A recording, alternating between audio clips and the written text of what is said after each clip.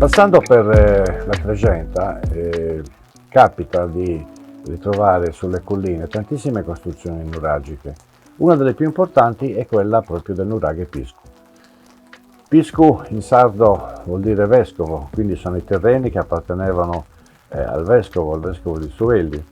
Questo nuraghe è particolare perché probabilmente è il più importante dell'area. È un nuraghe complesso con diverse torri, con un villaggio che insisteva attorno alla cinta muraria esterna.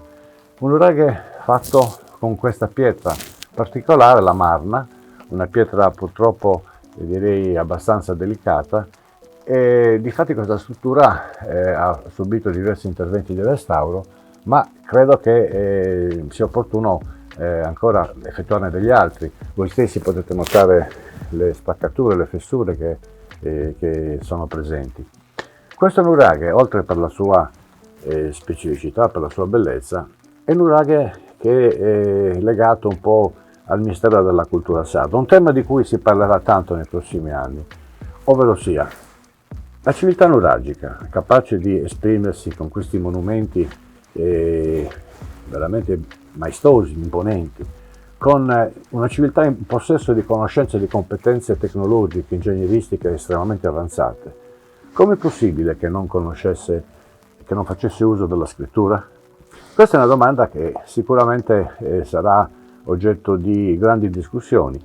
Già da oggi vi sono alcuni studiosi che affermano l'esistenza di una scrittura nuragica, avendo individuato tracce in alcuni frammenti ceramici e in alcune pietre. Ma Piscu è importante e interessante anche per questo, perché come si può notare sulle pareti di questo ingresso, vi sono delle incisioni di tipo lineare che potrebbero dare adito appunto ad una serie, potrebbero dare lo spunto appunto per una serie di studi per approfondire la conoscenza e valutare la presenza di un vero e proprio alfabeto.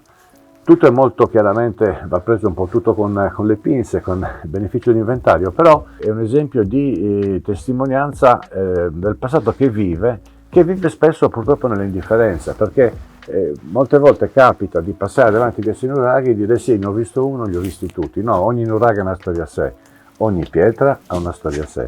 E qui a Piscu veramente vale la pena di fermarsi ad osservare questa bellissima struttura con una tolos che mi fa pensare tantissimo alla civiltà micenea, alla Porta dei Leoni, mi fa pensare al nostro nuraghe di Antigone e di San Roque, che pochi conoscono. Pensate che questo nuraghe di San Roque, al cui interno sono stati fatti degli scavi da parte dell'archeologa Maria Luisa Ceruti Ferrarese, sono stati rilevati e ritrovati alcune decine, centinaia di frammenti ceramici, molti dei quali appunto riconducibili alla civiltà micenea. Ma questo è un altro discorso, i contatti comunque sicuramente vi furono. Io non voglio entrare nel merito nella polemica chi arrivò prima e chi arrivò dopo. Sta di fatto che è innegabile la presenza di una convivenza di questa civiltà con la civiltà nuragica. Bene, allora vi aspettiamo qui al nuraghe Piscu di Suelli e mi raccomando, non perdete l'occasione per visitarlo. Ciao a tutti, sono Alessandra Pilloni, sono la guida archeologica del parco di Pranu Mutedu. Lavoro qua da circa 11 anni, lavoro in un posto bellissimo, sono in compagnia della Triade, come vedete alle mie spalle, che è una delle nostre tombe più belle, diciamo le più ricercate anche e amate dai turisti. Questa di Pranu Mutedu era un'area molto importante intorno al 3002-2008 a.C. Siamo in una necropoli che ovviamente non era soltanto area cimiteriale, ma in generale un'area sacra, quindi un luogo religioso dove si esprimeva soprattutto il culto degli antenati, che era centrale nella religiosità di quel periodo. È un parco molto vasto, sono 22 ettari di parco ed è pieno di monumenti interessantissimi, tra cui tombe megalittiche, tombe ipogeiche, circoli rituali, menhir.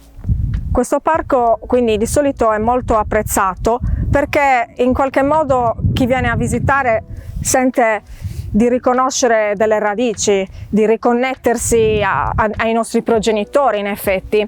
E questo per noi rappresenta molto, perché significa andare a toccare delle corde che per tanto tempo sono state in qualche modo trascurate un po' dalla narrazione storica ufficiale.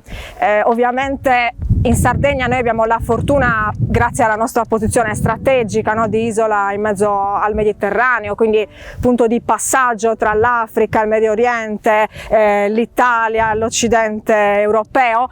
Abbiamo avuto questa grande fortuna, ecco, di essere un punto importante di passaggio, per cui avendo un po' tutte le fasi storiche, per tanto tempo si è narrata, diciamo, molto di più, in maniera molto più approfondita, la parte legata magari ai Punici, ai Romani. E solo ovviamente recentemente, grazie sia alle scoperte archeologiche, alle ricerche archeologiche, sia anche al dibattito che si è scatenato e soprattutto al maggiore interesse delle persone, si sta ovviamente cercando di ricostruire il posto anche delle culture preistoriche isolane nell'ambito europeo e mediterraneo, per cui sicuramente sarebbe importante, ecco, approfondire meglio questo discorso e dare maggior risalto. In particolare nelle istituzioni scolastiche credo dovrebbe esserci una maggiore attenzione, ecco, per la storia locale relativa a dei momenti importanti, ecco, come sono stati il momento nuragico, il momento prenuragico. Quindi io diciamo che punterei soprattutto sul ricostruire la linea di continuità, ecco, il filo conduttore che riguarda la nostra storia, a partire appunto dalle culture più antiche, dalle culture neolitiche, ma anche dalle frequentazioni precedenti, fino poi ai giorni nostri.